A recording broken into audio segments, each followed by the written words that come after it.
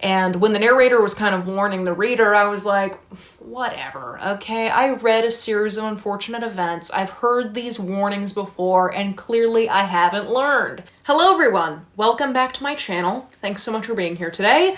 Today's video is going to be my January wrap-up, where I'm going to talk about all these books that I read in January. And I'm excited about them. I found a new favorite, which I had to read for school, surprisingly. And I started my year off with a really good memoir, so we've got some fun things to discuss. I'm going to save the school books for the second half of this video. I'm going to start with the fun books, but before we begin, I do have to ask, what was the best book you read in January? How many books did you read in January? Did you feel kind of energized, like, oh, I'm going to read a shit ton this year? Or are you a little bit like, I'm going to take my time. I'm going to take it a little slower. Let me know. All right, so the first book I read in 2022, the first book I read this month was I Am by Maggie O'Farrell. This is a memoir from the author where she has looked death in the face 17 times and lived to tell the tale. So each chapter is told from a different body part, which I think is really cool. So for example, there's this one called, neck. And so she gives you a body part, and then she kind of explains how her near-death experience kind of has something to do with the neck. So I thought it was a really creative memoir. It was a really fast read. I really enjoyed it. I will say, please be aware that because this is about near-death experiences, there is a bit of trauma, sickness, motherhood or complications with becoming a mother, violence, hospitalization, things like that. So just be aware, this is not an easy read. It's not a light read. It's, really scary at times. And like, you really are wondering how the author of this memoir was able to pull out of the particular story that she's telling. So just be aware of that. Overall, I thought it was a fantastic start to 2022, and I can't wait to read more memoirs, but specifically more work from Maggie O'Farrell, because I really enjoyed the writing on this one. All right, so the next book that I read in January, that I also read in that 24-hour reading vlog, was Nightbitch. And the reason why I'm laughing is because in that video, I said a sentence where the wording was weird, so it sounded like I had admitted that I was a mother, and I'm not. So in that video, I said something like, although I'm getting a lot out of this book right now, as a mother, I'll get even more out of it. But it sounded like I was saying, as I am a mother, which is not the case. I'm not a mom. I have 2 dogs. I have no plans of being a mom anytime soon. So I'm so sorry for the confusion, but I got a lot of comments on that video, like congratulating me. Thank you for future Noelle. As of this moment, I just have dogs. But anyway, so speaking of dogs, Nightbitch is about a woman who has a 2-year-old son, and she is feeling very exhausted, very lonely, very resentful, very angry, has a huge amount of love for this 2-year-old son, but also feels kind of abandoned by the father of the son, her husband. And through this anger and love and joy and resentment and exhaustion and all of the things, she feels like she's becoming a dog.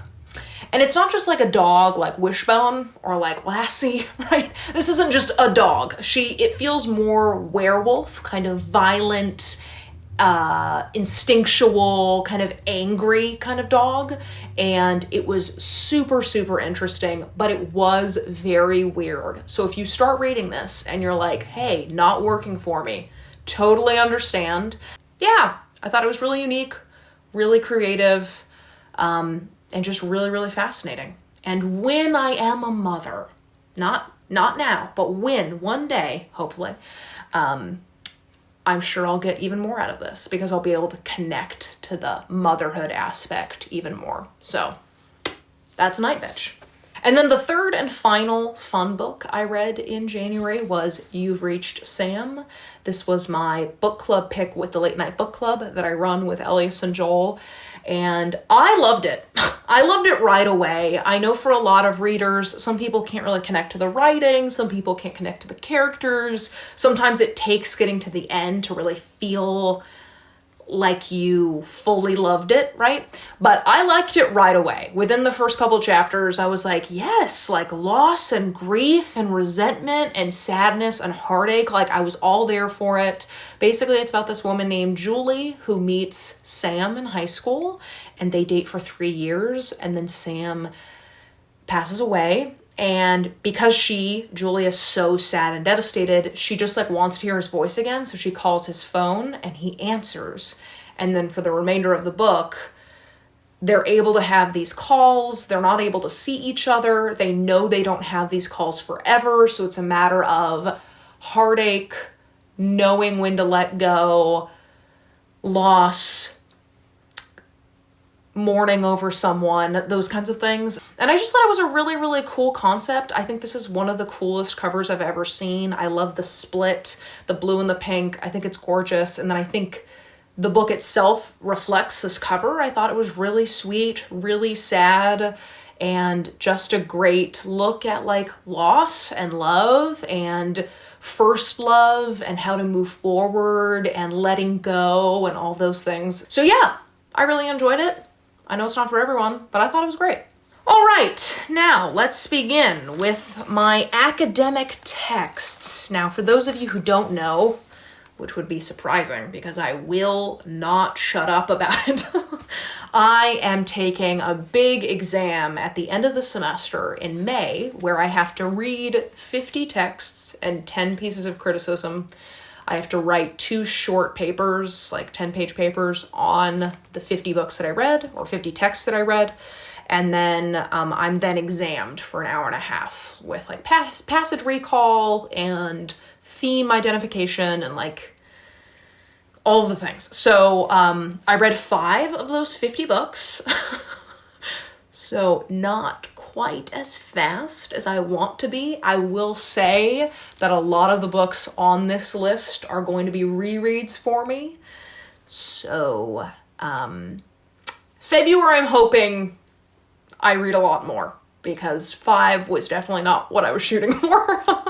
I will say that these 5 are off of my British 19th century list, and then my February reading is going to focus more on my 20th and 21st century American list. So I have a Baldwin on there, a Morrison on there, T.S. Eliot, and there's someone else that like... Oh, I got The Vanishing Half on my reading list. I was able to switch out another book for The Vanishing Half, so I'll be reading The Vanishing Half. Yeah, so I hope you see a lot more books on my February wrap-up. Anyway, let's stop berating ourselves, Noelle. Let's get into what we read. Okay, sorry, the sun was coming right at me, so I had to close the blinds. Things look a little bit different. But anyway, the first book that I read on my reading list was Frankenstein by Mary Shelley. This was a reread for me. The first time I read Frankenstein was like 5 years ago, and I was like, what's going on? This is a lot of science, and I'm not really into it. I remember really liking it, but I was just like so confused by like what was going on.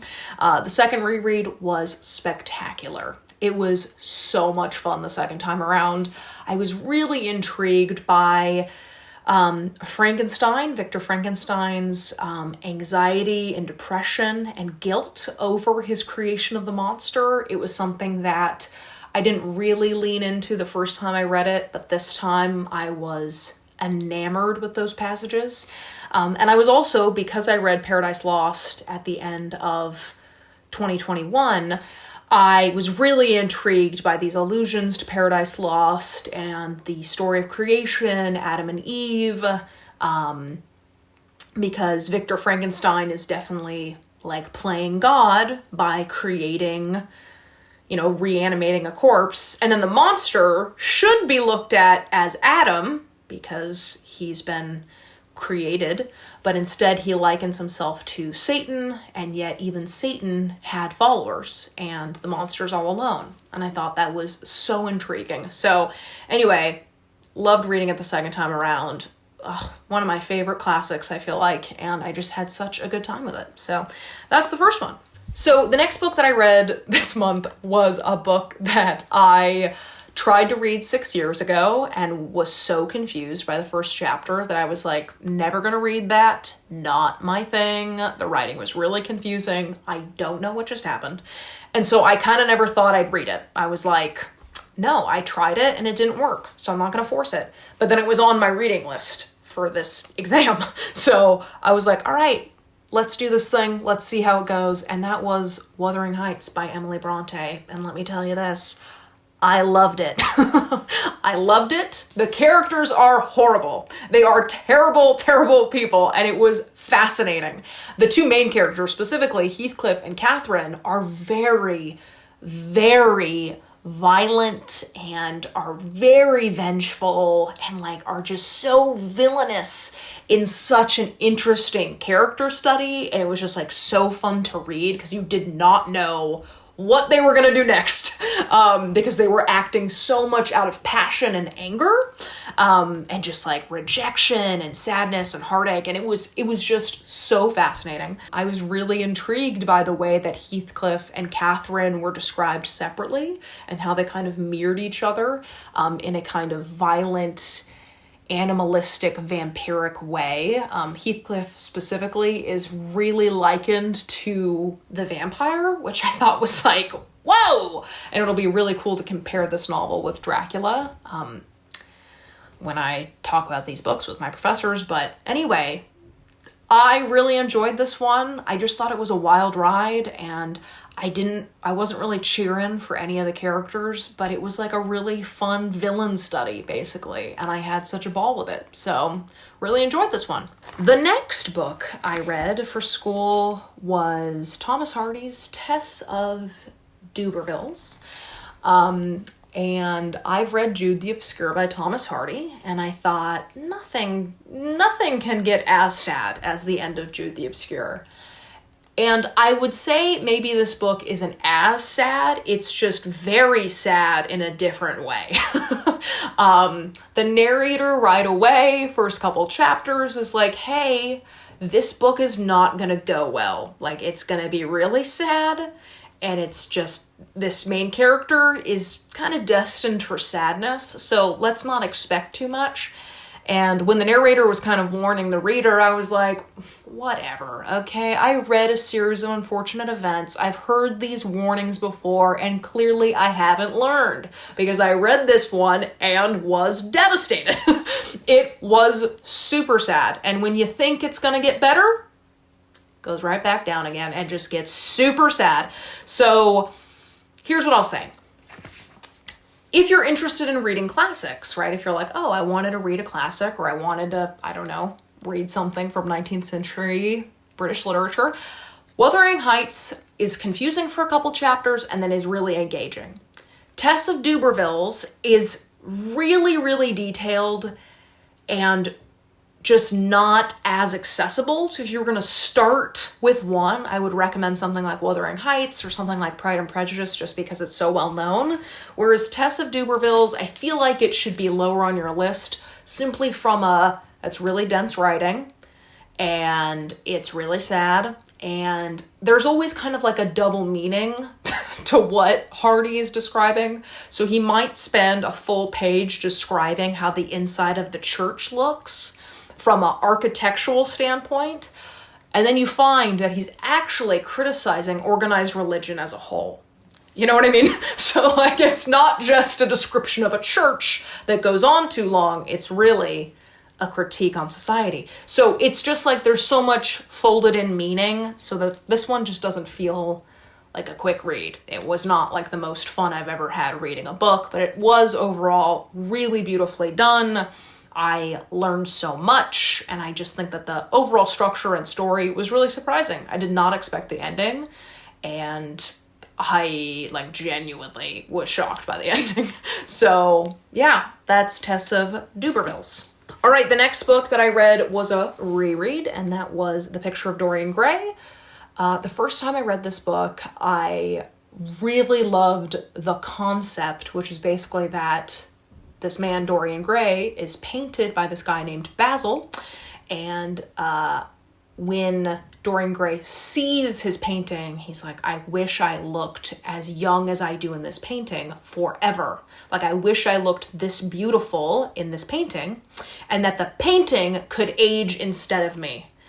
And that's what ends up happening. So his age and his sins and his crimes are all reflected in this painting, never on his actual face, which makes him a really evil guy because he's able to get away with a lot of stuff and no one even knows because it's not showing up. And so the first time I read it, I was really intrigued by the concept, but didn't really get it. Like the writing is just kind of weird, and there's like a lot of monologues and a lot of speeches where I'm just like, I don't really get it. Like, I don't know where that came from. So the second time I was reading it, I was like, I'm gonna get it 100%. I'm approaching this with, you know, a graduate level education. I'm gonna fucking understand it. I'm gonna love it. I'm gonna get so much more out of it. No.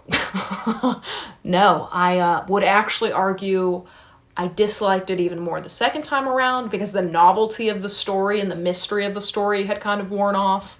I mean, my main problem is that we get a lot of speeches, a lot of these kind of nonsensical paradox of, like, monologues from a particular character that you're not supposed to like. And so at first you're getting these little speeches about how the world works and you're like, oh, okay, these are really like juicy quotable paragraphs.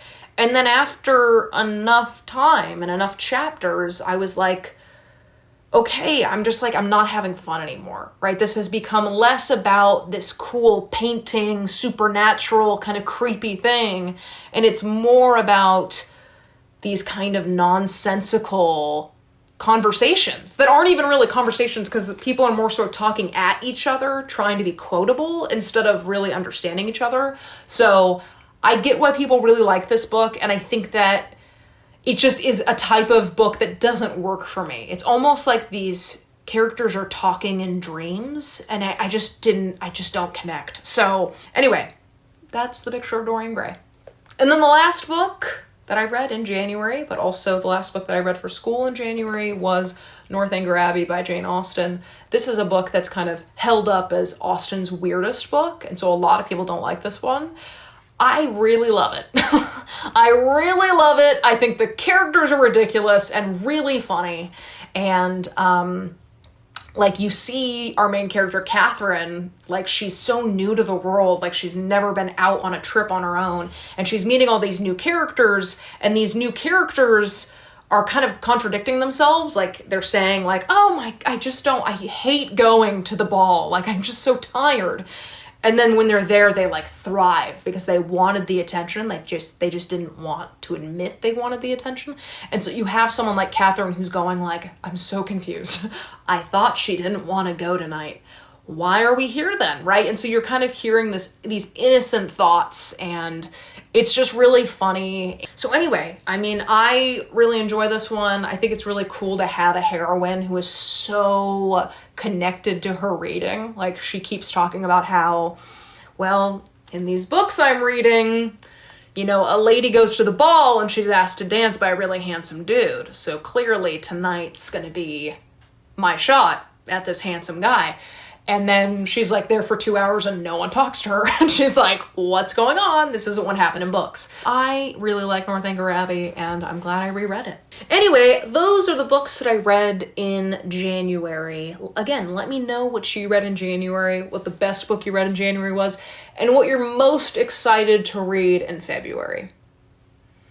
I have plenty of romances I wish I was reading in February, okay? And I won't be. Except for Loveless. I will be reading Loveless, and I'm excited about that. So, anyway, that's the end of this video, my friends. I hope you had fun, and I hope to see you in the next one. Bye!